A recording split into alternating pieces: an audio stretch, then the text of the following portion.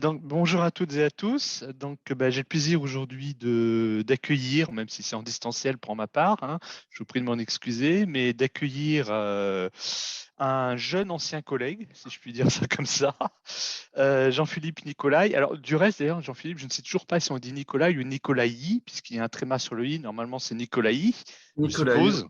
Oui, mais beaucoup de monde, je crois, tronque un peu la fin en disant Nicolai. Donc désolé, Jean-Philippe Nicolaï, donc qui est bien entendu, vous en doutez, spécialisé en écueil de l'environnement. Plus exactement, il a fait sa thèse, il a soutenu sa thèse à l'École Polytechnique sur le thème Market Design of Pollution Permits. Il a longtemps ensuite mené des recherches à l'ETH Zurich avant de rejoindre l'Université Paris-Nanterre. C'est là où nous avons été explicitement collègues. Il a soutenu sa thèse, pardon, pas sa thèse, mais son habilitation à diriger des recherches sur les blocages des politiques environnementales et énergétiques, dimensions industrielles, internationales et comportementales. Et il nous a quittés il y a maintenant presque un an, il a obtenu un poste de professeur d'université à l'INP Grenoble. Donc aujourd'hui, Jean-Philippe va nous parler de finalement la sobriété numérique et les moyens de régulation de ce qu'on peut appeler la pollution numérique, qui est finalement un sujet assez nouveau, hein. On évoque souvent finalement le fait que l'économie dématérialisée n'est pas forcément une économie propre, hein. Vous savez tous que les data centers, etc., c'est très consommateur d'énergie et donc potentiellement très émetteur de gaz à effet de serre. Mais reste à savoir évidemment comment réguler ce type de pollution. Et donc Jean-Philippe, avec sa co-autrice Lise Perraguin, va donc nous suggérer une solution à travers les certificats de sobriété numérique qui sont directement inspirés, je pense, hein, surtout venant de Jean-Philippe, des certificats d'économie d'énergie sur lesquels il a déjà travaillé précédemment. Donc voilà, écoute, Jean-Philippe, je ne vais pas en dire plus et je vais te laisser nous présenter ce travail. merci beaucoup. Bonjour à tous, bon appétit surtout. Merci beaucoup pour l'invitation, Marc. Je vais peut-être juste couper la vidéo comme je vais bouger. Et voilà. Donc, ce travail, c'est une façon de vous parler d'un sujet, comme dit Marc, qui est assez nouveau, qui est peu traité pour l'instant en économie. Ça commence bien. Donc, c'est exactement de la pollution numérique. Je voulais vous donner un exemple de pollution numérique, vous en avez. Il y en aura d'autres, peut-être, malheureusement. Donc, le point est vraiment d'évoquer ici des recherches et des questions, plutôt des questions que des recherches sur la pollution numérique. Et donc, ce travail, j'ai un peu hésité au début pour est-ce qu'on le mettait plutôt dans un cadre article ou un cadre débat. Je crois que vous avez un peu la possibilité de discuter des deux. Donc, c'est un travail qui a été publié récemment avec Lise. Donc, Lise, vous l'avez entendu, vous allez la découvrir assez rapidement. Ouais, elle sera en stage ici avec Philippe, si je ne me trompe pas. Et donc, voilà, vous aurez l'occasion de découvrir, mais c'était son stage de M1 qu'on a fait ensemble et ça a donné lieu à une publication à la revue de l'OFCE. Et c'est un peu un prétexte ici, mais surtout, l'idée, c'est vraiment de vous parler de cette question de la pollution numérique. Et c'est quelque chose où je réoriente pas mal ma recherche autour de cette question. Et en particulier, je coordonne une ANR sur ces questions-là, sur la régulation de la pollution numérique. Je viens juste de commencer, mais j'aurai l'occasion d'en parler.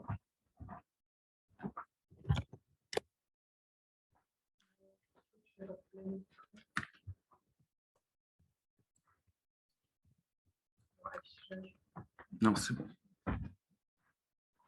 Donc, c'est quoi la pollution numérique? On va commencer. Je peux aussi mettre en plein écran, mais c'est un autre problème. Mais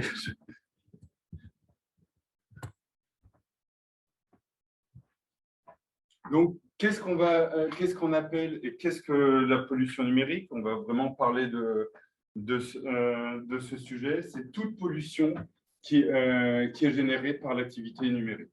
Et donc, principalement, il y a deux grands types d'effets qui viennent de l'activité numérique. C'est toute la pollution induite et générée par la création des équipements, on y reviendra, et aussi l'activité numérique en soi, où on verra que, comme l'a très bien dit Marc au préalable, le fait, mais je vais entrer dans les détails, mais le fait d'utiliser, d'avoir recours au data center, le transport des données nécessite de l'électricité, mais pas que de l'électricité, et donc a un impact important en termes environnementaux.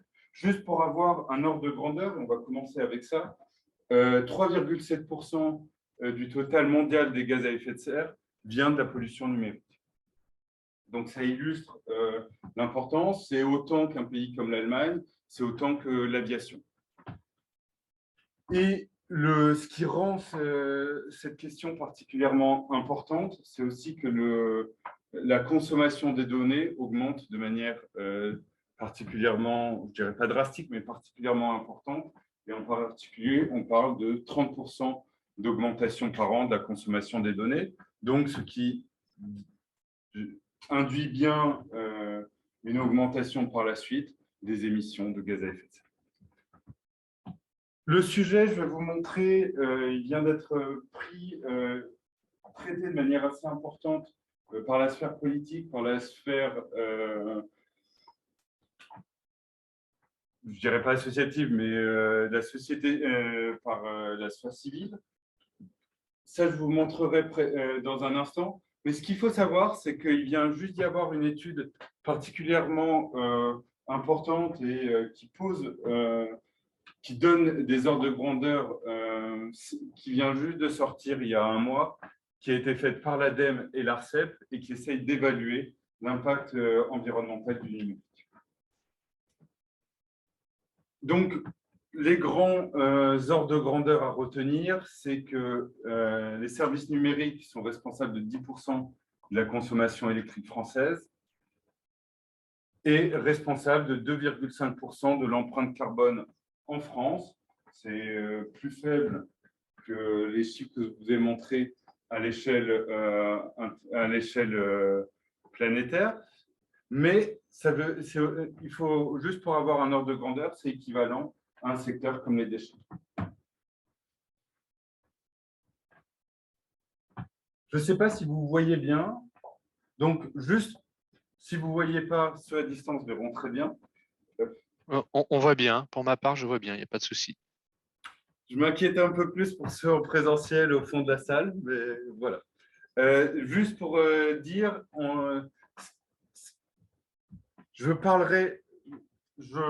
c'est important de voir d'où proviennent ces différentes pollutions.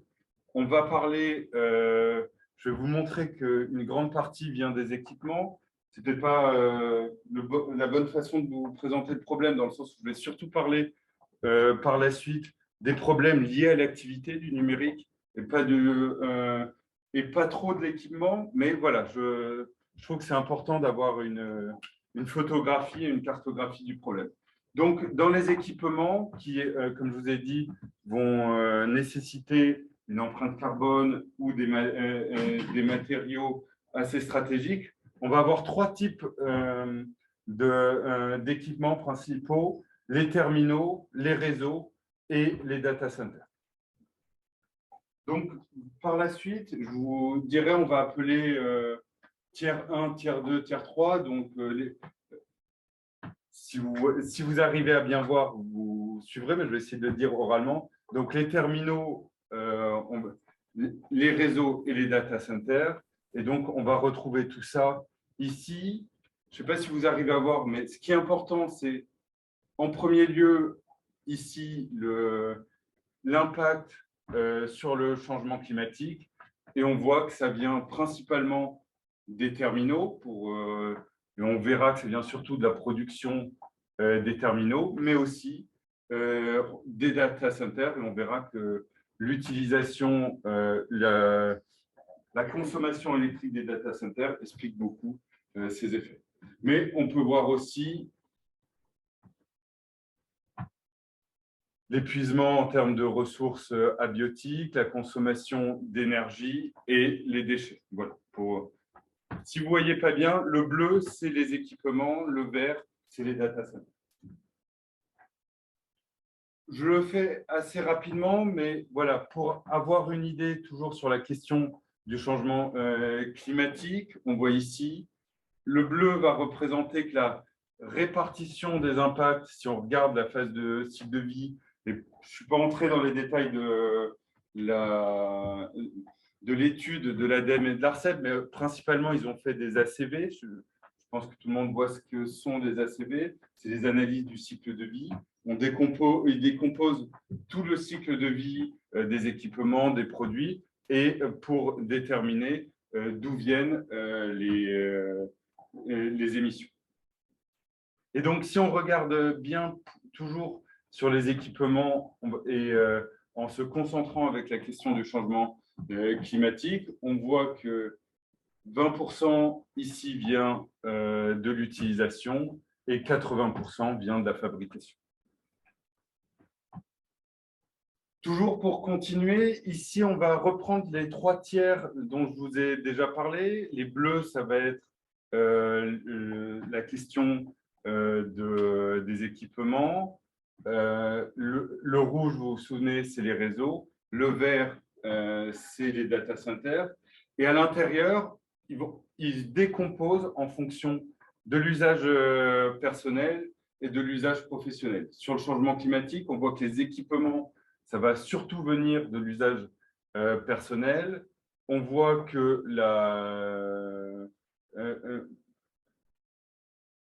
en termes de data center, ça va surtout venir de l'usage professionnel.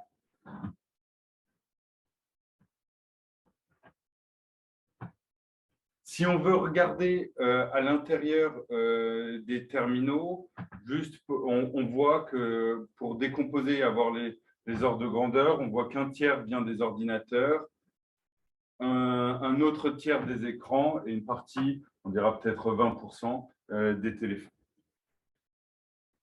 Si on essaye d'aller un peu plus loin et on va se concentrer sur la question des réseaux, et des réseaux, on va s'intéresser l'impact du fixe, des réseaux fixes et des réseaux mobiles. C'est important, et c'est ça que je vais essayer, que je vais vous montrer, que les réseaux fixes génèrent beaucoup plus d'impact sur le climat que les réseaux mobiles, mais si on le rapporte à la quantité de géo consommée, on verra que l'impact environnemental du fixe est bien meilleur que le mobile. On retient ça, on verra un peu par la suite pour les solutions à apporter. Donc, on le voit bien ici sur toujours, on regarde le changement climatique. Le bleu, c'est les réseaux fixes et le orange, c'est les mobiles. On voit que les réseaux fixes ont une empreinte carbone bien plus importante que les mobiles. Mais maintenant qu'on va le regarder par géo consommé, on voit que c'est 3 fois plus important l'impact du mobile que du fixe. Dit autrement, consommer de la donnée sur du fixe, sur un ordinateur ou sur un smartphone n'a pas le même impact. On voit que c'est 3 fois plus grand sur le smartphone. À retenir pour ce qu'on verra dans un instant. Comme on l'a vu, les data centers seront et sont vraiment un problème important ici. Il faut savoir qu'il y a différents types de data centers. On va avoir ce qu'on appelle des data centers en colocation. Ça peut être aussi sur des clouds. Des entreprises peuvent aussi avoir leur propre data center et c'est entre 30 et 45% des impacts.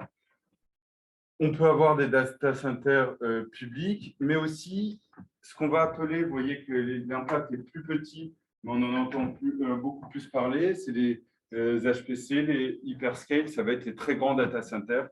En particulier, on verra ceux de Google et je vous montrerai ça, la localisation un petit peu dans un instant. Et J'essaierai de vous montrer qu'une des questions, mais qu'on n'aborde pas ici, ou pas dans le papier dont je vous ai parlé, sera la localisation des data centers. Parce qu'on a bien compris que le data center va être fortement... Pour refroidir le data center, on va avoir besoin d'eau, principalement. On va avoir besoin d'électricité pour faire fonctionner le data center. Mais, bien entendu, la localisation aura un effet important sur le carbone. Pourquoi? Selon si l'électricité est très carbonée ou pas. Donc, on voit bien que la localisation, si on est en fonction du mix énergétique, aura une importance toute particulière. N'hésitez pas de poser des questions, ou du moins, si vous avez des questions. Donc, toujours, là, je vais passer assez vite sur cette question de voir, mais si on regarde toujours en se concentrant sur les data centers, donc là, il y a encore les différentes couleurs. On voit que les hyperscale, les rouges, représentent des impacts assez petits. Ça vient surtout du fait, même s'ils sont très grands, ils ont une efficacité énergétique particulièrement importante et aussi, ils sont peu nombreux. On voit que, et c'est quelque chose à retenir, que l'impact des data centers des entreprises représente pratiquement un tiers, un gros tiers des impacts.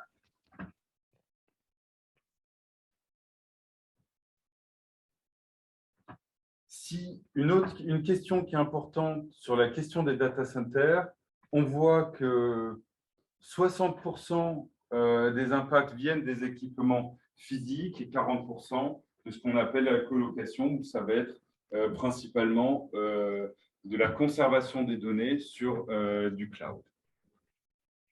Une fois que je vous ai présenté un peu rapidement ces résultats de cette analyse de l'ADEME, on peut essayer de s'interroger sur cette question de la pollution numérique. Et il faut noter qu'en économie, cette question elle a peu été traitée, du moins à ma connaissance, jusqu'à présent. Il y a beaucoup de travaux en informatique.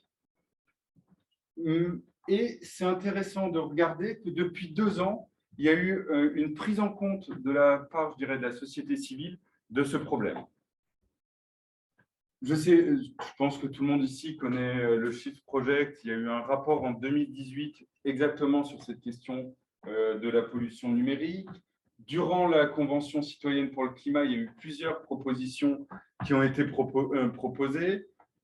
Greenpeace et le WWF ont produit assez récemment des rapports là-dessus. Il y a des communautés, vous en avez peut-être entendu parler, Green IT, c'est principalement une communauté d'informaticiens qui promeuvent des pratiques, je dirais, plus sobres. On parlera de ce terme de sobriété dans un instant. Et le GDS Eco-Info, c'est un groupement de services du CNRS qui a été créé il y a une dizaine d'années sur ces questions. Ce qui va nous intéresser, c'est la réponse aussi politique qu'il y a eu, en particulier en France, sur cette question-là. Et les premiers à s'être, je le fais un peu de manière historique, mais les premiers à avoir été assez actifs sur cette question, c'est le Sénat en 2019 avec une mission d'information sur l'empreinte environnementale du numérique qui a donné lieu à une loi, vous en avez peut-être entendu parler, la loi Réduire l'empreinte environnementale du numérique qui a été adoptée l'année dernière, en 2021. Et donc, c'est sur cette mission d'information, le Sénat s'est beaucoup intéressé à comment réduire cet impact. Et principalement, les grandes mesures, c'était d'essayer de promouvoir une défiscalisation des data centers pour faire venir des data centers en France, où le mix énergétique serait plus faible. Et vous aviez peut-être entendu parler, il y avait une mesure qui avait créé un débat assez important, c'était d'interdire les abonnements mobiles illimités. Je ne sais pas si vous en avez entendu parler. Oui, non? D'accord. je vais vous en parler. Donc, l'idée, c'était une des grandes solutions envisagées, mais qui avait créé un tollé assez important, c'était de se dire, voilà, une possibilité pour réduire la consommation des données, c'est interdire, surtout qu'on a dit que l'impact était plus important sur un smartphone, c'était d'interdire les abonnements illimités en termes d'utilisation des données. Ils sont comptés, par exemple, dans la Netflix, c'est compté côté consommateur dans tes chiffres ou c'est compté côté entreprise?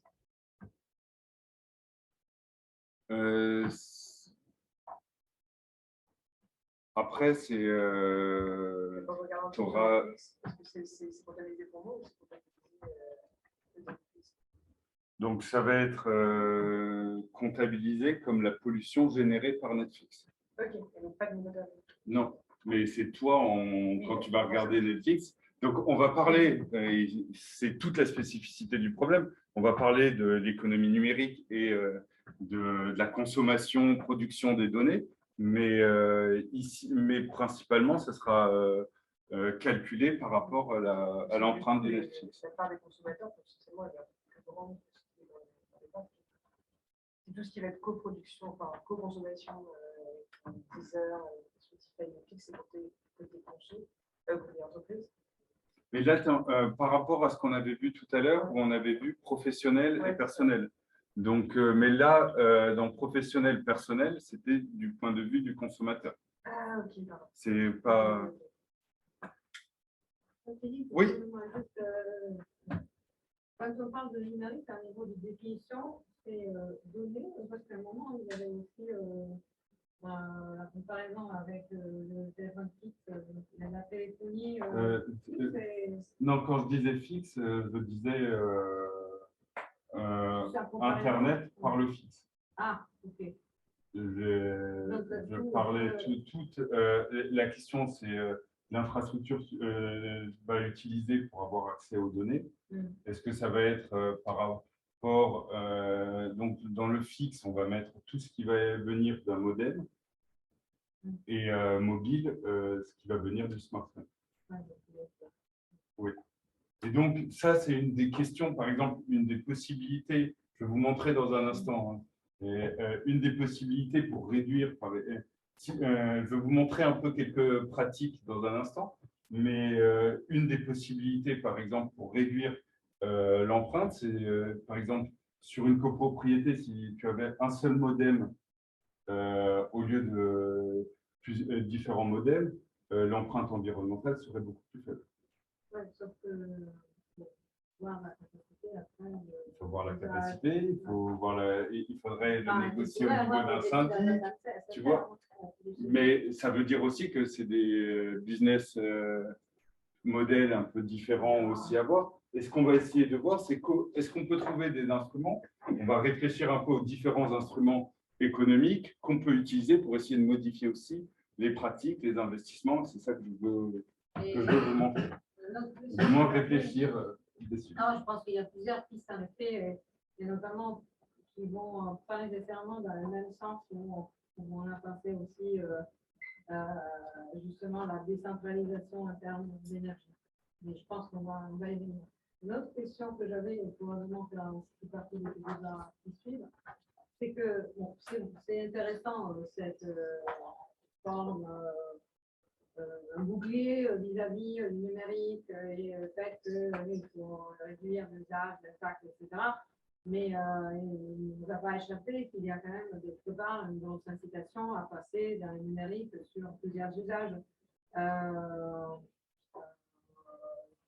pour éviter un certain nombre aussi d'activités. Et donc, toute la question, c'est quand on parle évidemment d'émissions, il faut voir quel score, parce qu'une caractéristique, je pense, principale du numérique, c'est que aussi, il peut substituer des actions physiques ou autres qui pourraient être en soi générer autant ou plus de pollution que celles générées par le numérique. Donc, d'une part, on pousse le numérique parce qu'il a des effets positifs, parce que ça empêche, par exemple, les gens de se déplacer. Et d'autre part, on y va. faut limiter l'usage, la consommation, c'est des polluants. Tout l'enjeu, c'est la substitution. De quoi on parle quand on parle des contrefactuels. Si c'est utiliser des téléphones effectivement pour écouter de la musique, s'il est contrefactuel qui serait un réducteur d'émissions, probablement oui, c'est la radio. Voir comment ça s'exprime, voilà. Mais pour chaque usage, il faudrait voir par rapport à quoi il est fait et qu'est-ce qui substitue et ce qui substitue, quelle est l'empreinte environnementale de ce qui substitue. Après, je ne suis pas là en train de dire, voilà, on doit changer les comportements, on doit passer à de la décroissance. Non, mais tu as tout à fait, t'as tout à fait raison. Après, il y a aussi, je vais en parler dans un instant, en parlant de la feuille de route qui avait été portée par le Conseil national du numérique, le Conseil pour le climat, et principalement, c'était l'Élysée qui avait piloté cette feuille de route. Ce qu'il faut bien voir, ici, je n'essaie pas d'avoir un discours moralisateur. Je dis juste, voilà, on a un problème. Après, ce qui est montré aussi, et le rapport Villani de 2018 le montrait aussi, c'est il peut y avoir une utilisation, par exemple, de l'intelligence artificielle, de pas mal d'aspects du numérique aussi pour permettre une réduction des impacts positifs sur l'environnement. Et comme tu disais, si on pense par exemple à la substitution entre un séminaire en distanciel et du transport, on voit bien que c'est important si on voulait dire, voilà, prendre l'impact environnemental, on pourrait aussi essayer de voir les effets positifs liés au numérique. Je suis tout à fait d'accord là-dessus. Après, la démarche ici, ça sera plus essayer de dire, voilà, on a une pollution ou un impact qui est assez important en termes de carbone.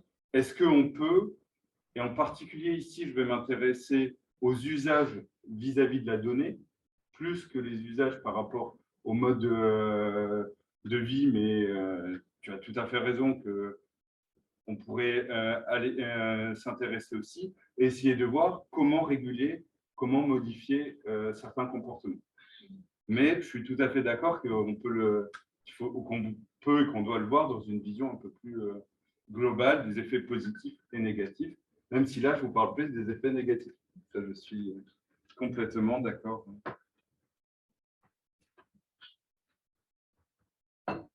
Donc, on revenait sur cette question de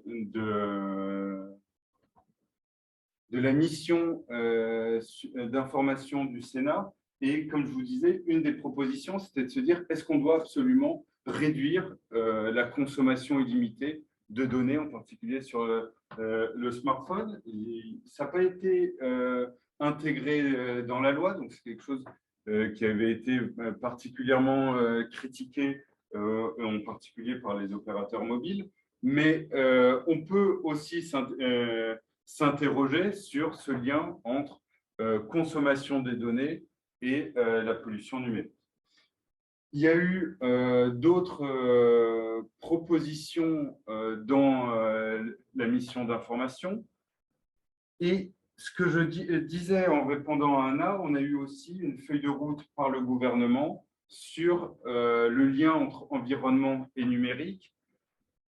Mais si j'essaie de synthétiser un petit peu, sans essayer d'être ni manichéen, ni un peu trop simplifié, mais les grandes idées, c'est ma vision. Hein. Après, voilà, je préfère mettre les guillemets dès maintenant.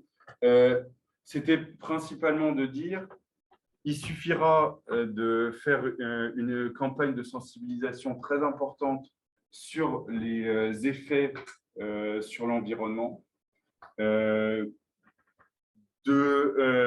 faire émerger des bonnes pratiques par les entreprises et en particulier par les GAFAM pour résoudre pourrait être une façon de résoudre ce problème de la pollution numérique. Et en particulier, il y avait cette idée que si on fait des campagnes importantes de sensibilisation en disant voilà, telle pratique est meilleure que telle autre, ça serait suffisant pour changer les comportements. Je vais juste, et je pense que c'est le bon moment pour essayer d'en discuter, c'est on doit, pour essayer de penser à la régulation de ce problème, essayer de positionner ce problème dans qu'est-ce que l'économie numérique. Et en particulier, je veux essayer de vous montrer que vous avez tous l'habitude de vous intéresser à des questions de régulation environnementale. La question du numérique est particulièrement, va nécessiter des instruments différents de ce qu'on a l'habitude d'utiliser. Pourquoi? Principalement parce qu'une grande partie des services, et ça va revenir à la question d'Esther, si je ne me trompe pas, une grande partie des services sont fournis gratuitement et en particulier en échange des données. Et donc ça, c'est quelque chose qu'il faut vraiment avoir en tête, qu'on n'est pas dans... Il y a bien entendu des transactions tarifaires, on a des services premium, il y a aussi des ventes de produits et services, mais c'est important de noter qu'une grande partie se fait sur un échange entre vos données et les services. Et donc, on pourra en parler et y réfléchir, mais toute la question de la tarification sera plus difficile à mettre en place. Et on a une tendance en rose, ça sera les descriptions, en bleu, les défaillances de marché. Je ne sais pas pourquoi j'ai pris ces couleurs, mais voilà, c'est comme ça. Au niveau des grandes tendances, c'est important de noter qu'on a un développement de ce qu'on appelle en anglais ubiquitous Internet, ça veut dire une omniprésence, en particulier grâce aux objets connectés. Donc, toute idée, c'est il y a cette idée d'avoir un Internet plus disponible et partout. Donc, bien entendu, ça veut aussi dire une augmentation des données. Et comme on disait aussi, Anna, on a aussi des tendances sur les modes de vie qui sont d'être beaucoup plus à utiliser la visio, Internet ou autre, et qui va aussi dans cette idée d'augmentation des données. De l'autre côté, avant qu'on entre dans la régulation, je veux qu'on essaye de s'interroger quelles sont les grandes défaillances de marché sur le marché du numérique. Et en particulier, on a ce premier où on va aller assez vite, c'est que la conservation des données, le trafic des données génère une pollution environnementale, on en a parlé, mais je veux juste qu'on parle des deux autres qui sont particulièrement importantes. On a des plateformes numériques qui ont des tailles, des pouvoirs particulièrement considérables. Et vous avez, je ne pense pas qu'on puisse remettre un peu en cause cette idée que les GAFAM ont un pouvoir d'influence grand. Donc, ça veut aussi dire des pouvoirs, un pouvoir de marché et un pouvoir de lobbying ou de bloquer la mise en place de politiques. Mais il y a autre chose auquel je veux qu'on s'intéresse un instant et qui a un problème vraiment lié à la question de la transaction des données entre le service et les données, c'est la question de l'addiction à la consommation des données. Et en particulier, on a les plateformes qui utilisent, on peut parler de nudge, on peut parler de ce que vous voulez, mais utilisent des façons, des outils pour pousser à une consommation plus importante. Si on parle par exemple du scrolling infini, il y a plein de techniques où l'idée va être d'essayer de pousser au maximum à la consommation de données. Et donc, ça veut aussi dire que le consommateur a le mot d'addiction est toujours un peu difficile à utiliser, hein, parce que on ne va pas comparer avec de l'alcool ou autre, mais il y a cette idée d'une sorte d'addiction à la consommation de données, mais qui vient de manipulation, et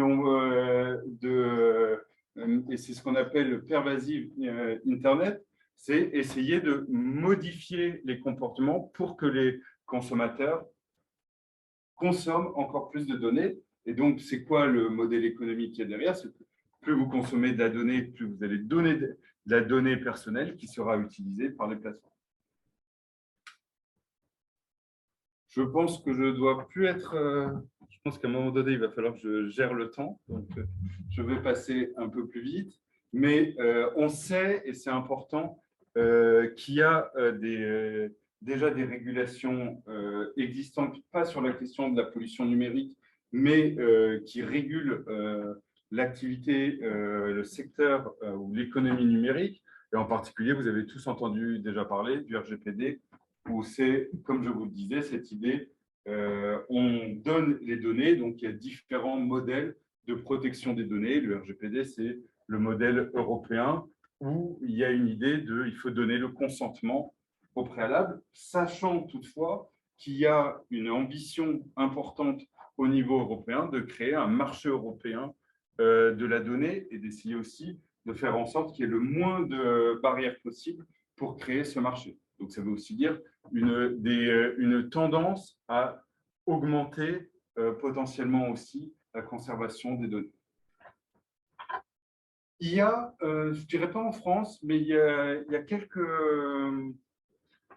débuts de régulation de ce qu'on va appeler l'attention. Vous vous souvenez, je vous parlais de cette addiction, et ce qu'on va appeler les politiques vis-à-vis de l'attention. Ça va être toutes ces méthodes techniques dont je vous ai parlé pour essayer d'augmenter la consommation des données. Et donc, il y a quelques débuts de régulation. En Chine, par exemple, il y a une idée d'essayer d'interdire, de protéger les moins de 12 ans vis-à-vis de l'addiction aux données. Il y a des sénateurs américains qui avaient, par exemple, proposé d'interdire le scrolling infini. Donc voilà, il y a quelques débuts de régulation qu'il faut prendre aussi en compte. Et après, on a des régulations environnementales traditionnelles, mais qui peuvent aussi avoir un effet sur le problème qu'on étudie.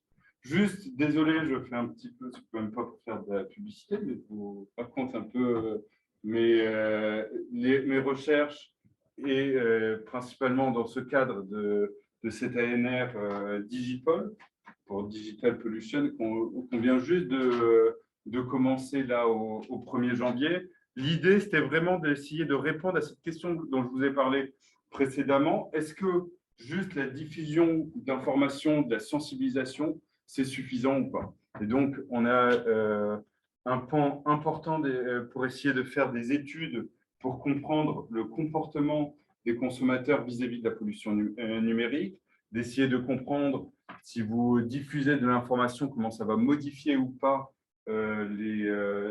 les stratégies, les réponses des consommateurs.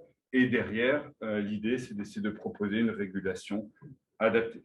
Donc, ce n'est que le début, donc voilà.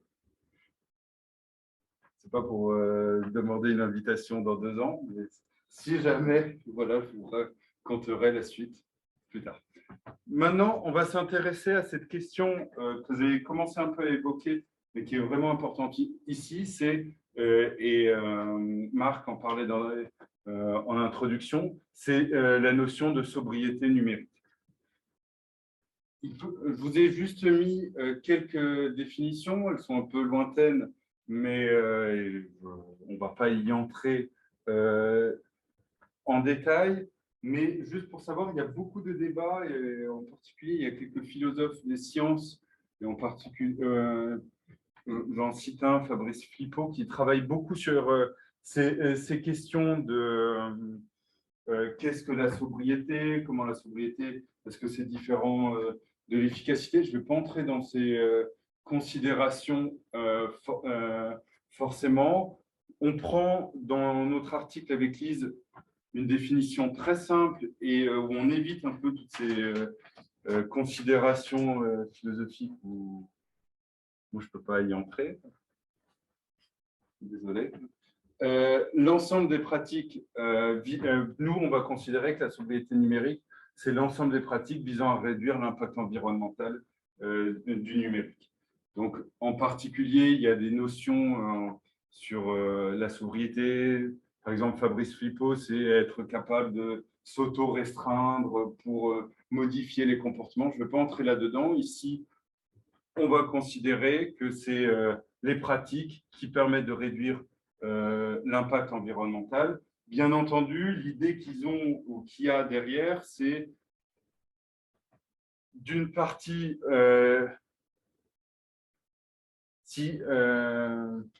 il a sorti un livre sur la sobriété numérique en 2020, ce Fabrice Flippo. Et l'idée, je dirais, mais sans vouloir trop entrer dedans, c'est que ce n'est pas la même chose si vous réduisez l'impact environnemental ou si vous modifiez les comportements des consommateurs. Et pour lui, modifier les comportements des consommateurs, c'est ce qu'on appellera la sobriété. Mais voilà.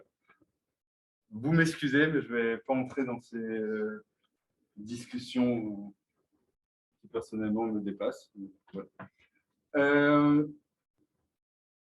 Juste, toujours pour essayer de préciser un peu comment on peut atteindre cette sobriété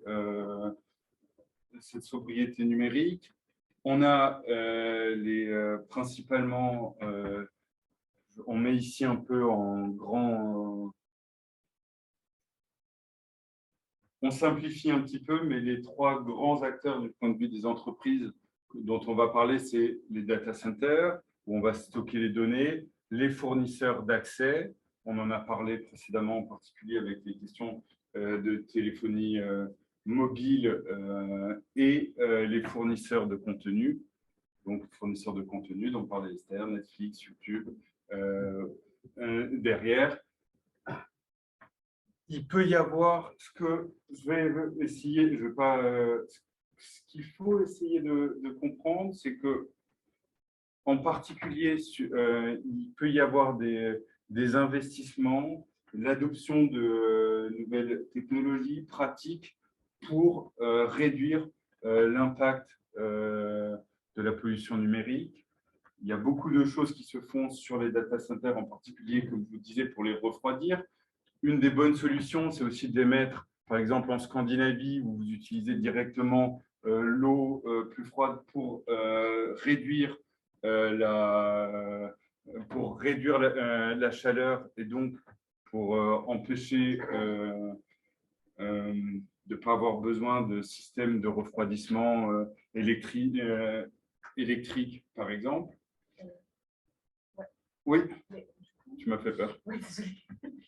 Sur les questions de localisation des data centers, est-ce que tu as les mêmes débats sur l'énergie, sur la sécurité par exemple? Par exemple, est-ce qu'on a envie de mettre tous nos data centers en Sibérie? Ce sera super pour l'environnement, mais peut-être d'autres problématiques qui viennent se rajouter dessus. Tout à fait. Ça, si on parle de la localisation de data centers, c'est assez... j'ai un petit peu du mal à bien comprendre tous les enjeux derrière. Et en particulier, jusqu'à présent, je l'ai évoqué rapidement, mais il y a en France, par exemple, des déductions fiscales, ou on dira des subventions, pour si vous installez un data center en France. Donc, l'idée derrière, je ne pense pas que ce soit pour des problèmes de latence ou autre, de rapidité, où tu vas avoir la donnée, mais principalement, il devrait y avoir cette idée que tu as, une idée un peu stratégique de protéger ces données d'un point de vue d'un pays. Donc ça, il y avait cet instrument qui était d'essayer de donner des subventions pour attirer les data centers. Dans la loi au Sénat, la loi qui avait été promue, votée après des assemblées, mais la loi dont on a parlé, il y a eu cette idée d'essayer de mettre que cette subvention, elle ne soit maintenant conditionnée, que on ait le data center qui viendrait en France n'aurait la subvention que si et seulement si en même temps, il mettrait de bonnes pratiques environnementales sur le data center. Donc, on garde cette idée d'essayer, ça veut dire qu'il y a une valeur stratégique d'avoir le data center, mais on essaye de la conditionner à avoir un data center environnemental. Voilà. Mais tu as tout à fait raison qu'il y a une vraie question sur la localisation. Après, on pourrait peut-être aussi l'étudier à un niveau européen, par exemple, où il pourrait y avoir, en prenant en compte la température, l'eau, l'accès à l'eau et le mix énergétique, des localisations meilleures. Mais tu as tout à fait raison, il y a une vraie question de valeur stratégique de la localisation. Mais je vois, il n'y a pas beaucoup de choses dessus, il y a peu de discussions dessus. Ça ne peut pas être, comme je dis, juste pour des questions de rapidité, ce qu'on appelle de latence. Je le vois vraiment comme une question un peu de valeur stratégique, mais qui n'est pas dit clairement. Je ne sais pas si ça répète. Après, on parlait des data centers. Voilà, les fournisseurs d'accès peuvent, par exemple, cette réflexion sur les modems dont on parlait, si vous proposez des offres à des copropriétés, non plus à des individus. Les fournisseurs de contenu, on voit bien, et ça avait été fait, par exemple, pendant la crise du Covid et le confinement, les gouvernements avaient demandé aux fournisseurs de contenu de réduire la qualité des vidéos, de tous les contenus pour pouvoir réduire le transfert des données. Donc, c'est des choses qui peuvent être faites. Là, c'était tous les data centers. Il n'y a que 30 data centers de Google, c'est assez intéressant, ils en louent beaucoup, mais on peut voir plus sévère. Bleu, blanc, on n'a pas de données. Non, blanc, ils vont apparaître. Bleu, on n'a pas de données. Et donc, plus sévère, mieux c'est. Voilà, on voit qu'il y a principalement en Europe et celui dans l'Oregon ont des impacts environnementaux assez faibles. Après, juste pour en parler un instant, Google a une stratégie très importante d'essayer de dire qu'elle est neutre vis-à-vis de l'environnement et principalement, ils achètent des certificats de renouvelables. Voilà. Quand on peut en parler de la compensation. Voilà, ça entre dans cette stratégie. Ici, je fais tout ce qu'il ne faut pas faire sur des slides. Vous m'excusez, là, c'est vraiment des listes à l'après-vert. Je veux juste dire un petit peu quelques mots, mais je ne vais vraiment pas rentrer dans les détails. Voilà. Ce que je veux juste donner comme idée, c'est qu'on peut avoir des meilleures pratiques, on peut avoir aussi des stratégies vis-à-vis de l'usage ou de l'équipement. Et on a certaines stratégies qui peuvent permettre de réduire l'impact. Après, bien sûr, à l'échelle individuelle, ça peut d'effet, mais c'est un peu aussi toute cette réflexion que je vous disais qu'il y avait au niveau du gouvernement et du Sénat de dire il faut sensibiliser de manière importante. Par exemple, je ne sais pas si vous avez remarqué, je ne sais pas si vous connaissez ce qu'on appelle le PIA 4. C'est Anna connaît, c'est sur les plans, c'était tous les plans un peu pour la recherche et l'enseignement. C'est le dernier qui va être fait. Vous aviez entendu parler des LABEX, je pense, l'IDEX, c'était le PIA 2, je crois. Là, dans les derniers projets qu'on appelle d'investissement d'avenir, il y avait toute une partie qui était pour la sobriété numérique. Et en particulier pour que ça soit dans le cadre des enseignements pour permettre une diffusion, une sensibilisation de ce problème. Donc, sans entrer dans les détails, et ceux qui sont proches, je les vois, ceux qui sont à distance aussi, les autres, je donnerai les slides, donc voilà. On peut avoir quelques, par exemple, plutôt téléchargés que de regarder en streaming. Il y a ça peut être privilégier des contenus audio. On revient sur les questions que demandait Anna précédemment, limiter le nombre de destinataires. Donc, ce que je veux juste donner comme information, c'est voilà, le changement des pratiques pourrait avoir un effet. Après, je veux aussi être tout à fait honnête. Je vous ai parlé, par exemple, de Greenpeace, de Green IT, du Shift Project. Par exemple, eux, leur position, je vous donne ma vision de comment je comprends le problème. eux, principalement, ils disent de ne pas toucher aux questions d'usage, mais vous avez vu, principalement, la grande partie de l'impact vient de l'équipement et pas de l'usage. Et donc, eux, principalement, il y a un peu cette, c'est mon interprétation, cette philosophie de dire qu'il ne faut pas trop toucher à l'usage, mais plutôt essayer de modifier les comportements vis-à-vis de l'équipement, réduire l'obsolescence programmée, permettre le recyclage. Voilà. On a vu que l'usage, c'est peut-être plus faible, mais ce n'est pas négligeable. C'est aussi pour ça que je pense que c'est important d'y réfléchir et d'essayer de comprendre comment modifier les comportements. On a vu, et c'est pour ça que vous avez parlé de cette question d'addiction, on voit bien que cette question d'addiction, on sait qu'il y a aussi des biais cognitifs, vont rendre plus difficile le changement de pratique. Et c'est pour cette raison qu'on va essayer, je passe les meilleures pratiques sur les équipements, mais maintenant, on va essayer, au bout d'une heure, désolé, on va essayer de parler un peu économie, et donc ou de régulation, essayer de se demander comment essayer de modifier les comportements, comment modifier les investissements, comment introduire soit de meilleures pratiques, des équipements qui vont avoir un effet moins important. Et donc là, on va essayer de se demander quels peuvent être les différents instruments. Comme je vous l'ai dit, et c'est aussi pour ça que là, je vais avoir une discussion vraiment plus mode débat, et c'est pour cette raison que l'ANR dont je vous parlais va être, à mes yeux, est importante pour essayer de comprendre les biais cognitifs,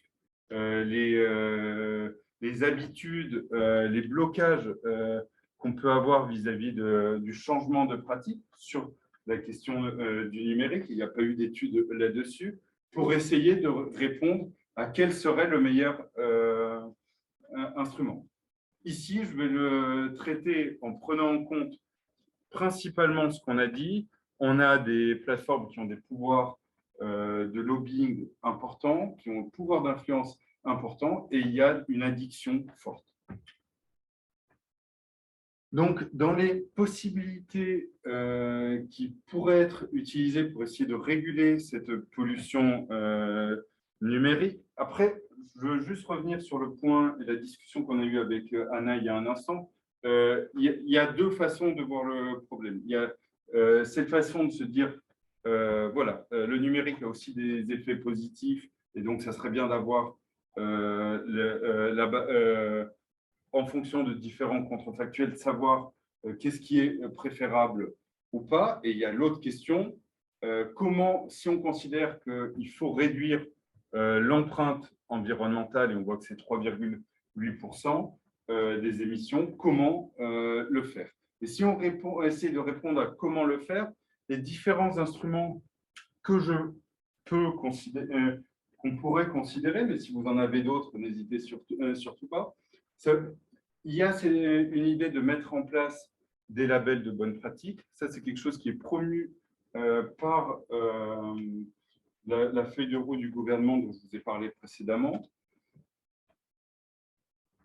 Il y a aussi cette diffusion d'informations, cette sensibilisation sur l'empreinte environnementale.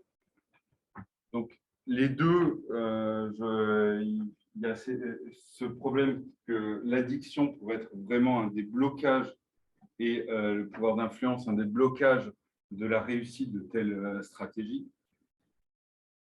La mise en place de quotas sur la consommation des données, ça pourrait être efficace, mais on voit bien que ça peut aussi éveiller des problèmes un peu même philosophiques. Ça, c'est pas normal.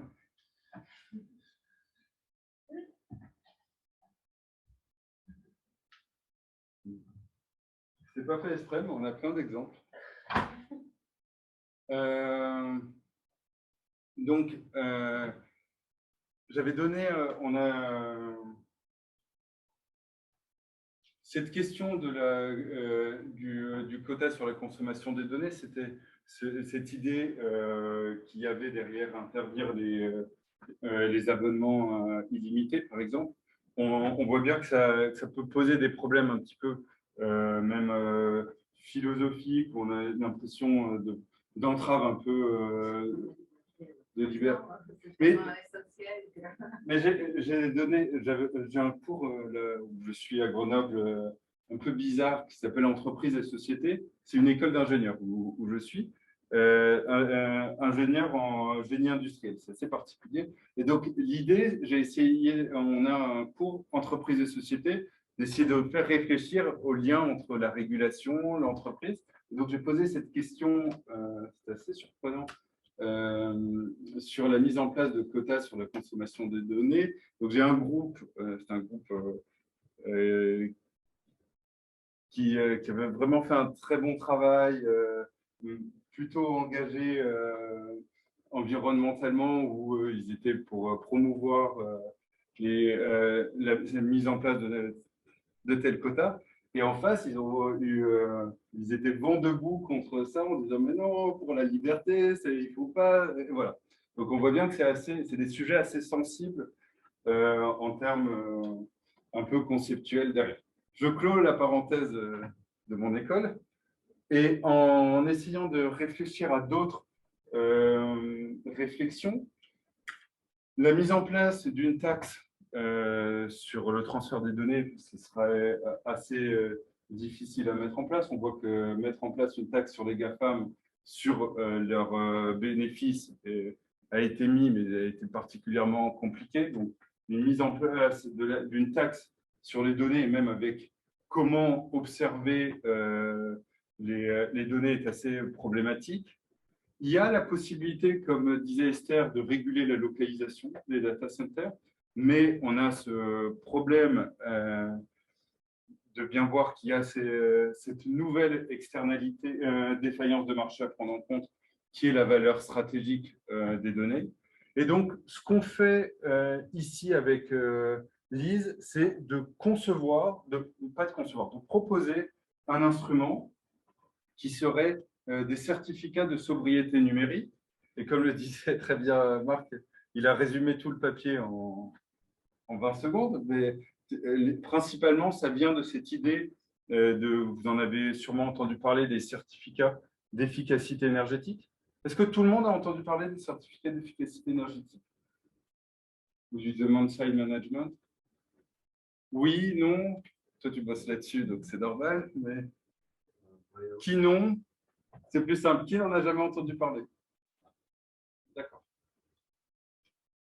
Tout le monde Moi, j'ai entendu parler, mais je ne sais pas trop.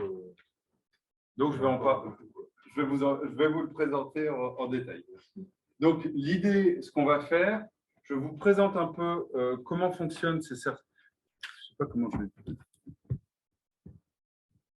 Je vous présente les certificats d'efficacité énergétique. Je vous montrerai en quoi on pense avec Lise que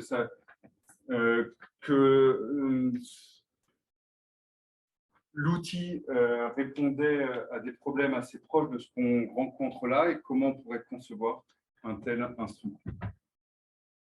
Je vérifie juste. Normalement, vous finissez à l'heure, avant l'heure. Comment ça se passe?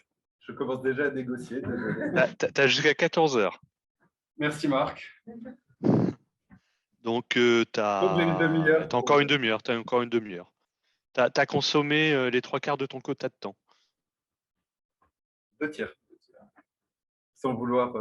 Ah oui, pardon, oui, on a commencé à oui, excuse-moi. Oui, on a commencé à 12h30. S'il y avait une pondération. Excuse-moi. Non, pas du tout. Et pourtant, j'ai pas de décalage horaire. Hein.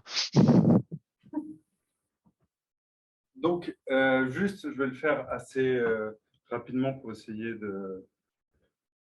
d'avoir un peu de temps s'il y a des questions ou des questions. Mais l'idée du certificat d'efficacité énergétique, ça vient principalement d'une pratique que je vais vous présenter qui vient des États-Unis, qui est le Demand Side Management.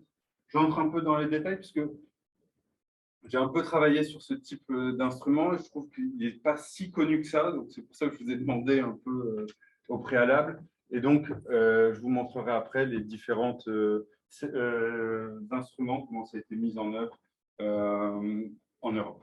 Donc, l'idée du demand-side management, donc il faut se mettre dans le contexte américain où on a des États qui vont avoir des politiques énergétiques, on va avoir des fournisseurs d'énergie dans chaque État. Et l'idée du demand-side management est de faire promouvoir par les fournisseurs d'énergie des réductions de la consommation d'énergie.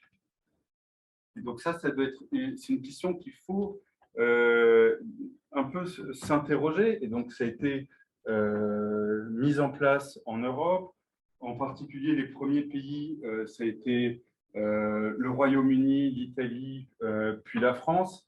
Après, au fil des différentes directives européennes, on a à présent 15 États membres qui ont mis en œuvre ce type de certificat.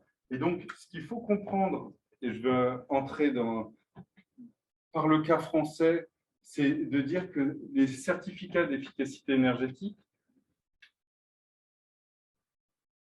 ce sont des obligations imposées aux fournisseurs ou distributeurs d'énergie, selon les pays, pour réduire, et ça c'est assez intéressant, pour réduire la consommation d'énergie. Donc, ça veut dire qu'on va demander, par exemple, à des fournisseurs d'énergie de rendre leurs consommateurs moins consommateurs d'électricité. Donc, ce qui peut paraître assez surprenant comme démarche. Et donc, on entrera un petit peu ou pas dans les détails des certificats d'énergie, mais ce qu'il faut avoir en tête, c'est que c'est une délégation de la politique d'efficacité énergétique aux entreprises, aux énergéticiens, donc aux producteurs, aux distributeurs. Comme je vous dis, ça dépend, c'est plutôt aux distributeurs en France et en Grande-Bretagne, aux producteurs en Italie. Mais l'idée, c'est vraiment une délégation aux entreprises. Et donc, on leur donne des obligations à aller faire de la réduction, d'aller promouvoir de l'efficacité énergétique. Donc, ce qu'il faut comprendre, c'est que on va, en particulier en France, ça a été promu dans un cadre différent, en Europe, ça a été promu dans un cadre différent des États-Unis, où on avait en même temps une libéralisation des marchés de l'énergie. Et c'était aussi au moment de la mise en place de l'EU ETS et du recours aux instruments de marché.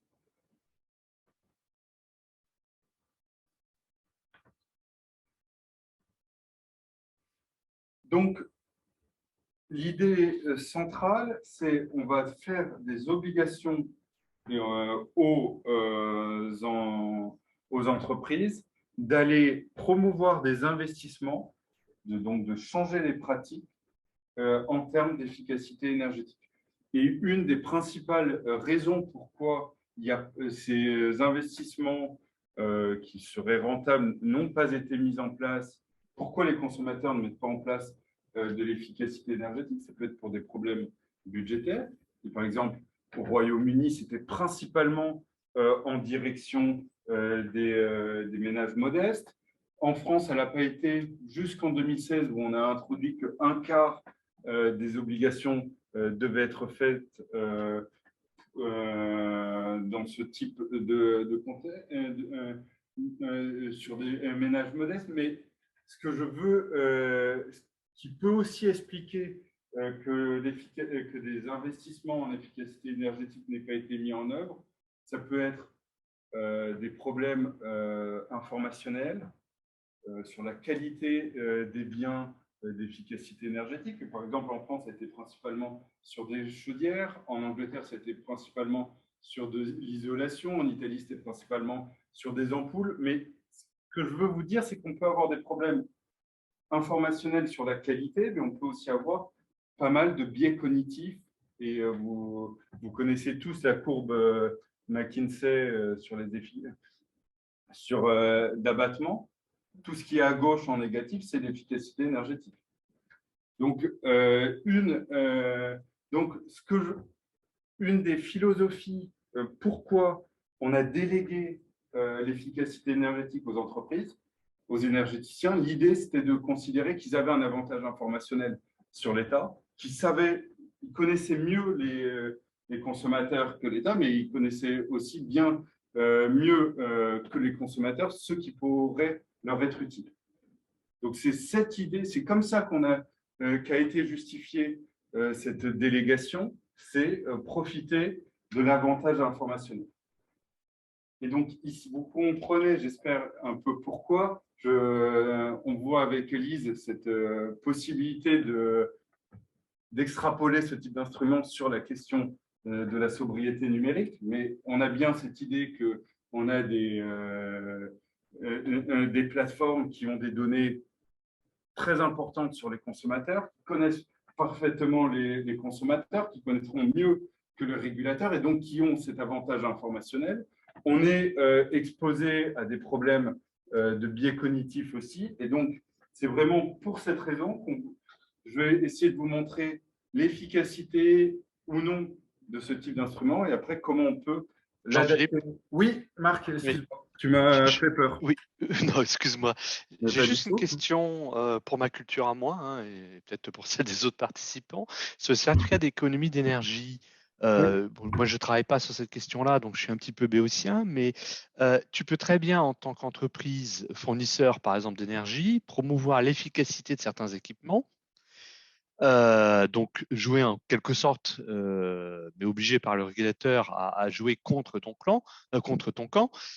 Mais parallèlement, tu peux promouvoir de nouveaux usages.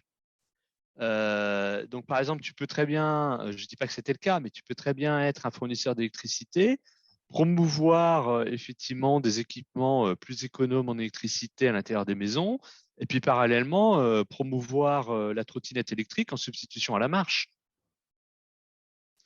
Et globalement, tu peux comme ça voir quand même ta consommation électrique augmenter. Euh, Tu vois, tu peux améliorer la performance des équipements, mais multiplier les usages de l'énergie et donc augmenter globalement la consommation d'énergie. Tout à fait. Donc, on peut avoir clairement des effets rebonds. Je pense que c'est Donc, ce n'est pas la même chose que caper, si tu veux, les émissions. tout à fait. Et donc, mais tu as tout à fait raison là-dessus. Là, on est vraiment sur des certificats. C'est pour ça que ce n'est pas des marchés, des quotas d'émissions. Et donc, il y a bien cette idée, je vais vous le montrer en vous présentant un peu les résultats des différentes expériences. Il peut y avoir tout à fait un effet rebond. Tu as tout à fait raison. Après, c'est aussi parce que c'est. Donc, il y a plusieurs réponses que je veux faire à ton commentaire. Il y a, premièrement, l'idée que ce qu'on demande, les efforts demandés aux différents fournisseurs, c'est un certain montant d'efficacité énergétique, d'efforts. Donc, tu as tout à fait raison que ça peut avoir un effet rebond. Mais aussi, quand tu disais sur cette question d'aller rendre ces consommateurs plus efficaces, il faut savoir que ça dépend un peu des pays. Et par exemple, dans certains pays, je crois qu'il y a l'Italie où on ne peut pas faire ça, mais par exemple en France et en Grande-Bretagne, on n'est pas obligé d'aller faire les travaux d'efficacité énergétique chez ses clients, mais on peut le faire chez les clients de son concurrent. Donc, je déplace un peu le problème dont tu parles, mais ce que je veux dire, c'est voilà, il y a l'effet rebond, mais il y a aussi le fait que tu peux avoir plus d'incitation à le faire chez le client de ton concurrent que chez toi-même. Et ça, je vais le présenter peut-être dans un instant en fonction. Oui. Chaque pays a introduit un peu à sa façon. C'est un peu moins drastique que le fait de dire quand même la citation centrale dans la mesure où il y a quand même une rémunération de ce certificat. C'est-à-dire que ce n'est pas juste pour un fournisseur, l'incitation pour un fournisseur, mais le fait que, certes, il va essayer de faire réduire à la marge. Il y a plus d'un coup la basse consommation en Italie qu'en France, donc peut-être qu'à la longue, c'est efficace, mais ces certificats, après, ils ont quand même un prix, une valeur. Donc l'idée, c'était de compenser aussi la perte en termes de consommation par quelque chose qui n'est pas tout simplement papier. Donc, il y a un revenu supplémentaire pour ceux qui font des certificats d'énergie. Oui. Donc, les problèmes d'incitation, certes, il y a le fait de dire qu'on a délégué la consommation, enfin la baisse de l'incitation à la baisse de la consommation chez ceux qui la vendent, mais l'idée était pour compléter le point de vue de l'instrument, c'est aussi que le manque à gagner, il était quand même en partie au moins récupéré par la valeur des certificats.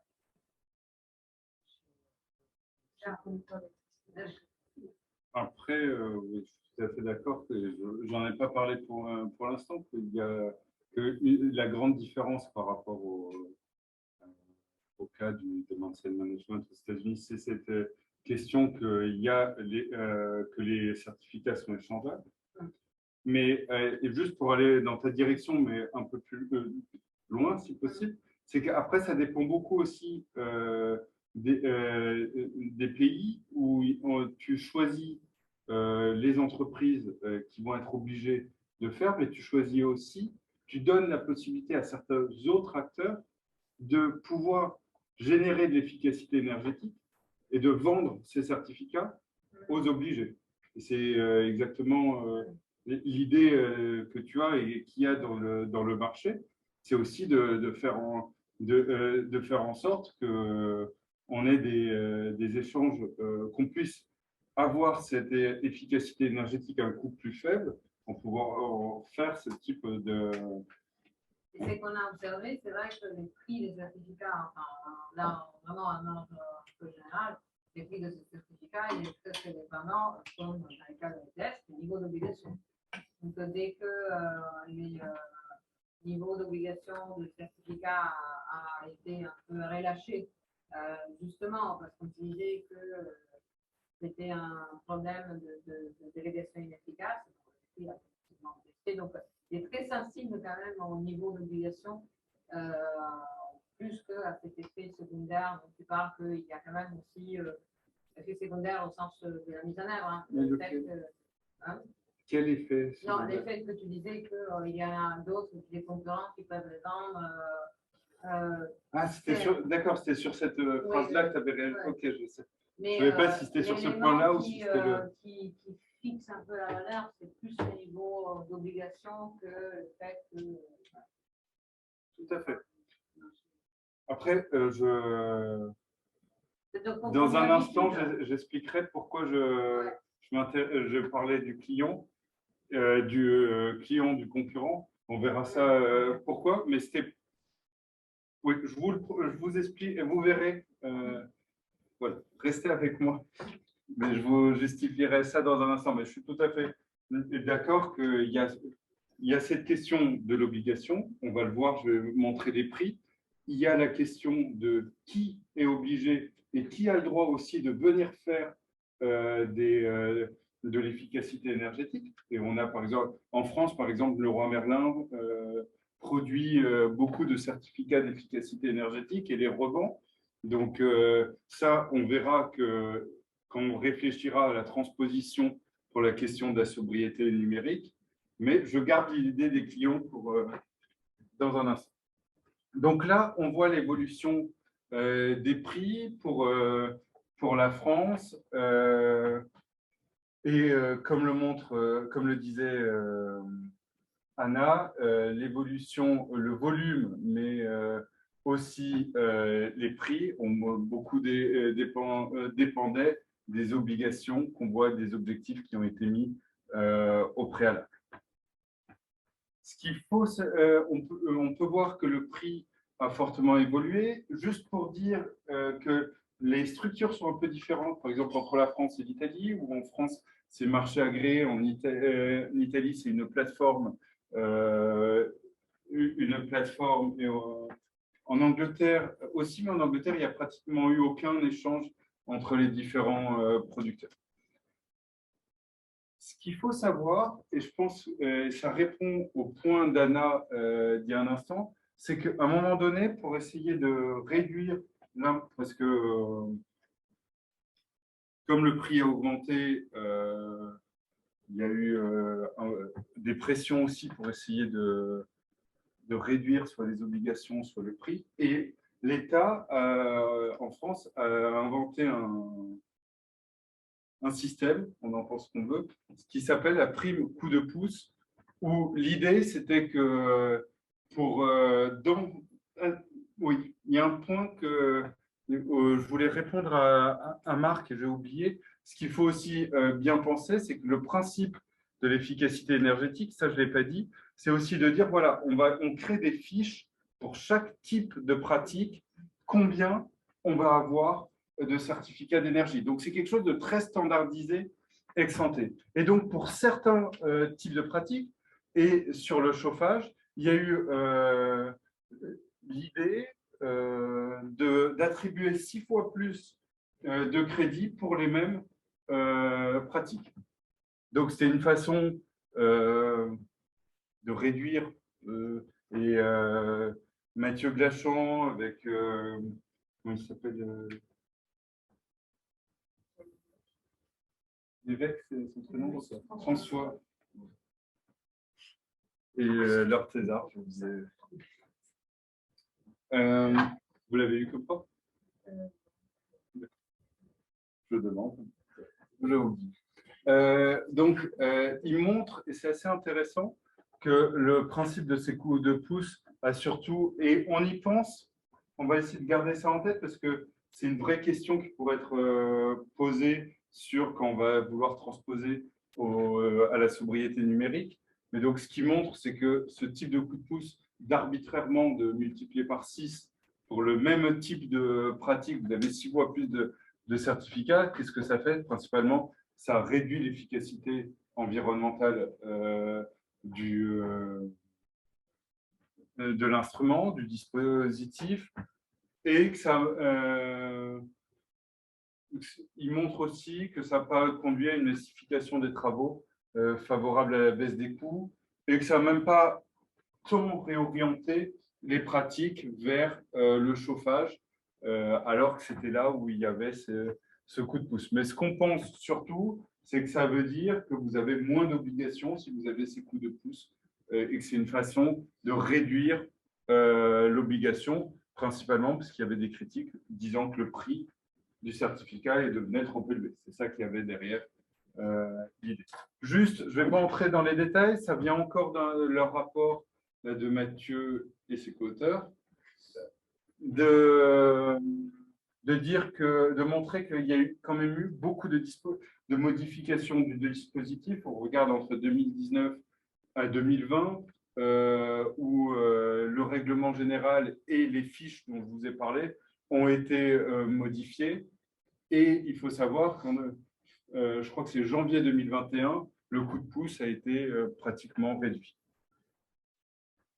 Donc, on voit qu'il y a eu une instabilité quand même sur la France d'un point de vue législatif, et il y a eu beaucoup de modifications faites. Il y a un article qui s'intéresse à l'efficacité de ce type de dispositif, qui est un peu ancien, qui est de 2009 et qui s'intéressait à la période 2005-2009 pour les 3 pays, Angleterre, Italie et France, où il montrait que les obligations ont été principalement respectées, même parfois dépassées, que par exemple pour l'Italie, le prix avait baissé entre 2005 et 2009. Et ce qui s'est passé principalement, c'est que c'est ça que je veux donner comme intuition, selon les règles existantes, il y a certaines, et selon le contexte de chaque pays, il y a eu certaines pratiques qui ont été préférables qu'à d'autres. Par exemple, en Grande-Bretagne, c'était principalement des mesures d'isolation. Pourquoi? Parce que, comme je vous ai dit, il y avait cette obligation d'aller principalement chez les ménages modestes et il y a eu des associations avec, je crois, le BTP pour faire beaucoup d'isolation. Donc, juste pour dire, voilà, ce qui va être le type d'action qui va être le moins cher, donc le plus faible, va dépendre aussi du contexte. Et il faut savoir que l'impact sur la structure a été assez variable. Par exemple, en Italie, ça a créé de nouveaux services. En France, de nouvelles entreprises de services qui ont été créées. En France, ça a été de nouveaux services. Et en Grande-Bretagne, il y a eu très peu d'effets. Je passe assez vite, mais juste, il faut savoir qu'il y a eu un effet rebond qui a été observé, donc ça répond au point de marque. Il faut savoir aussi qu'il y a eu beaucoup soit d'aléas moraux ou de comportements opportunistes de la part de ménages, sauf on pourrait dire qu'en Grande-Bretagne, ce n'était pas le cas. Mais voilà, il y a eu plusieurs effets assez négatifs. Pensons aussi que tout ce travail, ces obligations sont calculées, comme je vous ai dit, ex ante par rapport aux fiches. Et ça pose des problèmes parce que pour bien avoir une vision assez réaliste, c'est plus le ex post, mais qui est beaucoup plus difficile à mettre en œuvre. Pourquoi je vous embêtais avec la question de pouvoir aller chez les clients? Donc, là encore, c'est plus pour faire un peu de la vente. Désolé, Anna. On a un papier avec Mathieu et Louis Gaëtan où on s'intéresse à cette question-là, mais d'un point de vue où je veux qu'on essaye de réfléchir à cette question de la délégation. Et comme je vous ai dit, la délégation, elle est basée sur cette idée où on justifie la délégation, que les entreprises utilisent leur avantage informationnel. Et ce qu'on a voulu montrer avec Mathieu et Gaëtan, c'est que dans le contexte libéralisé, on peut avoir des fois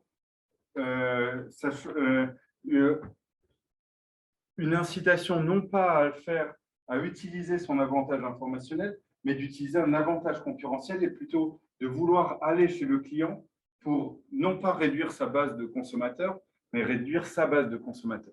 C'est pour ça que, mais Anna a aussi raison que c'est plutôt un effet aussi secondaire. Mais voilà, on a toujours nos biais. Pas dans le sens négatif du terme, mais je n'ai pas pris comme ça. Tout à fait. La concurrence qui n'était pas l'objectif principal des certificats. Tout à fait. Mais cette grande différence avec les États-Unis, c'est qu'on est dans un marché libéralisé. Et voilà, c'était essayer de. Une fois que j'ai parlé de tout ça, je vérifie combien de temps. 5 minutes. Ouais. J'ai pas besoin de plus. Donc, maintenant qu'on a présenté un peu tous les ingrédients, on va pouvoir emboîter un peu nos pièces de Lego assez rapidement. Donc, l'idée qu'on a avec Lise dans ce papier, mais voilà, c'est de manière assez, en termes de débat, discussion, et ça méritera et ça mériterait des travaux plus poussés théoriquement pour essayer de comprendre et de réfléchir au design, mais l'idée, c'est de concevoir des obligations pour certaines entreprises, de réduire l'impact environnemental du numérique. Donc, on va se poser en 3 minutes 30 les mêmes questions qu'on s'est posées sur l'électricité. Et donc, un point principal, ça va être d'essayer de savoir quel type d'action il faudrait accepter ou pas. L'intérêt ici, c'est de profiter de l'avantage concurrentiel des entreprises, de leur mettre cette obligation, mais il faut se poser une question qui était un peu cette question posée de manière philosophique par Fabrice Flippo. Est-ce qu'on préfère que ce soit des réductions d'émissions ou est-ce qu'on veut aussi qu'il y ait des modifications des comportements, ce que lui il appelle ses efforts de sobriété. Et donc, ce qu'il faut avoir en tête, c'est qu'on a deux types d'actions qui peuvent être principalement différentes, de réduire l'effet environnemental, mais aussi de rendre le consommateur final plus sobre. Et donc, il y a toute une réflexion à savoir, est-ce qu'on veut juste réduire, avoir une vision très efficacité? Donc, bien entendu, d'une vision très efficacité, on veut juste mettre une réduction environnementale et les entreprises feront ce qui est le moins coûteux. Mais est-ce qu'on veut aussi induire des modifications de comportement? Et donc là, ça sera plus coûteux. Une possibilité serait de mettre des proportions de type d'action que doit faire chaque entreprise. L'autre question, et qu'on a évoquée avec l'efficacité énergétique, c'est de savoir qui sera les obligés. Sur l'électricité, c'était simple, c'était les producteurs, les distributeurs d'électricité. Là, la responsabilité est beaucoup plus diluée. Pourquoi elle est plus diluée? Parce que qui a la responsabilité de l'externalité environnementale? Il y a le data center, mais il y a aussi le fournisseur d'accès à Internet et les fournisseurs de contenu. Et donc, notre idée, c'est d'essayer de mettre ces obligations pouvaient ou devaient être mises en œuvre, que ça soit fait sur un nombre, aussi bien sur les fournisseurs d'accès que les fournisseurs de contenu, qui ont un véritable avantage informationnel. Bien entendu, ce qu'il faut aussi penser, c'est la taille minimale. Et donc, en particulier, c'est viser les GAFAM ou les grandes, pas que les GAFAM, mais les grandes plateformes et pas toute entreprise. Juste pour combler la dernière minute dans le temps réglementaire, on peut se poser la question quel type de métrique on devrait utiliser. Donc, il y a plusieurs questions. Si on est dans la vision un peu efficacité dont je vous ai parlé, où l'idée c'est vraiment de réduire les émissions, ça pourrait être principalement le CO2. Si on veut aussi s'intéresser à cet effet de sobriété, on veut aussi prendre en compte les octets et réduire la consommation des ménages. On a deux questions dont on vient de parler avec Anna à l'instant. C'est est-ce qu'on veut ou pas faire que ces certificats sont transférables? Quel type de méthode serait intéressante? Ça, on reviendra aux questions, à ce qui a été fait sur l'électricité. Donc voilà, moi je vais conclure ici. Ce que je voulais principalement, c'est vous présenter ce problème de pollution numérique. Donc j'espère que vous avez montré que ça pouvait être un sujet à y investir, qu'il y a peu de choses en économie de l'environnement pour l'instant. Et voilà. Et là, avec Lise, on ouvre un peu le débat en disant, voilà, pourquoi pas des certificats? Vous voyez, la route est longue et surtout, il resterait beaucoup de choses pour la conception du mécanisme. Mais on voit aussi que on voit qu'il y a eu des problèmes sur les certificats d'efficacité énergétique. En particulier, il y a eu beaucoup d'influence de lobby et donc un grand nombre de modifications législatives là-dessus, mais que l'instrument a quand même généré un certain nombre de réductions de l'impact environnemental. Je vous remercie. Et je crois que j'ai juste dépassé. Ah non, je n'ai même pas dépassé.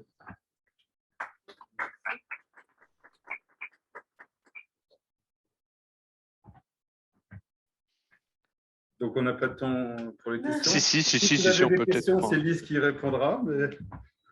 Je rigole. Hein. Je préfère la prévenir. Oui, Marc? Non, c'était juste pour dire qu'il y avait peut-être des questions. Je ne sais pas, comme j'ai commencé à t'introduire au début du séminaire, je ne sais pas si c'est moi qui dois clore, mais ce n'est pas forcément évident à distance d'organiser les questions. Je ne vois pas dans la salle, notamment, s'il y a des gens qui veulent poser des questions. Là, il n'y a personne. Ah si, il y a Emilien. Autant pour les certificats d'économie d'énergie, le kilowattheure il est quand même produit, pas forcément produit localement, mais à l'échelle européenne, on peut s'entendre. Autant sur les données, les consommations des data centers, est-ce que ça ne pose pas un problème en termes de régulation, le fait que ce soit complètement extérieur à l'Union européenne, par exemple? Est-ce que ce n'est pas une difficulté supplémentaire que d'introduire cet outil? On voit qu'on ne peut pas contraindre des data centers hors du périmètre de régulation. Tout à fait. Après, vis-à-vis des fournisseurs de contenu, par exemple YouTube, on pourrait dire, voilà, c'est en fonction du contenu produit, généré sur le pays, qu'on met ces obligations. Et donc là, il n'y aurait pas de souci. Après, ce qu'on voit bien aussi, c'est que voilà, on a un grand nombre d'imperfections différentes. Il faudrait plusieurs types d'instruments. Et par exemple, les instruments dont on parlait d'essayer de modifier la localisation des data centers seraient complémentaires. Mais on a une traçabilité actuellement de ces flux, Jean-Philippe? En termes d'octets, hein, on sait combien, je sais pas, sur telle plateforme, il y a qui est téléchargé de France ou c'est des flux qu'on connaît, ça, aujourd'hui, qu'on suit. Je crois que oui. D'après les informaticiens, oui, mais D'accord, parce que c'est crucial, effectivement. Je crois que c'est, si j'ai bien compris, c'est Emilien qui a posé la question. J'ai cru reconnaître sa voix. Effectivement, les certificats, il faut se baser sur la consommation du pays, puisque la régulation, elle va être au niveau du pays ou éventuellement de l'Europe. Mais après, et donc, tu vois que les données sur les consommations individuelles de données, elles sont les consommations par pays sont connues. Donc c'est celle-là. De toute façon, on paye, en fait, quand on a la facturation, il y a quand même un moyen, puisque c'est numérique, de savoir la consommation. Oui, mais ce qu'il faut savoir aussi, c'est quel type, par exemple, si tu prends YouTube, quelles les données générées par consommées en contenu Netflix ou YouTube, par exemple, dans un pays. C'est ça qu'il nous faut. Oui, sauf qu'il faut une norme de coordination entre les opérateurs Internet, les opérateurs de téléphonie. Clairement. Mais après, ça peut être légiféré dessus. Oui, après, sur cette même question, c'est bien en fait. Juste une question sur les. Avant, tu mettais une celle de liste, Ouais. ce qui est possible de faire pour réduire la consommation, et des chiffres qui sont associés à ça. Parce que moi, du coup, j'ai un pied, je connais bien les statistiques sur la réseau.